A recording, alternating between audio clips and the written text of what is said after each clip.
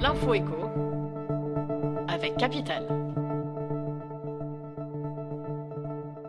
On commence avec la citation du jour. Lors de son interview télévisée du mercredi 22 mars, Emmanuel Macron a indiqué vouloir notamment s'attaquer au travail qui ne paie pas assez. Selon le chef de l'État, un grand nombre de branches professionnelles continuent à payer les gens en dessous du SMIC légal. En réalité, contrairement à ce qu'a affirmé Emmanuel Macron, aucune branche professionnelle ne rémunère ses salariés en dessous du SMIC. En revanche, et la nuance est fine, plusieurs d'entre elles disposent de grilles de rémunération dont les minima sont inférieurs au SMIC. Décryptage sur capital.fr.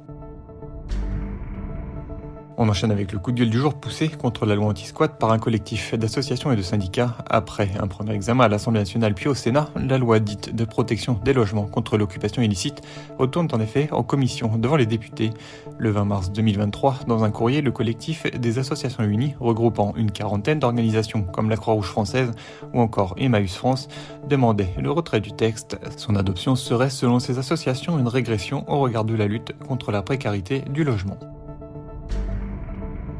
On continue avec la question du jour. Le roi Charles d'Angleterre et son épouse Camilla seront à Paris les 26 et 27 mars prochains. Une première visite officielle de Charles III qui intervient alors que les ordures s'accumulent dans les rues de la capitale.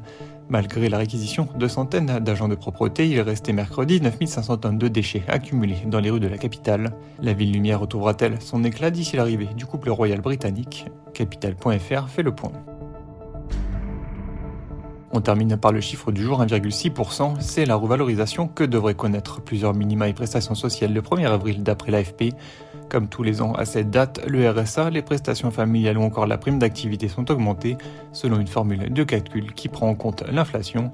Concrètement, si vous touchez le RSA et que vous vivez seul, son montant passera de 598,54 € à 608,12 €. Du côté des allocations familiales, un couple avec 2 enfants gagnant de faibles revenus recevra désormais 142,07 € au lieu de 132,83 €.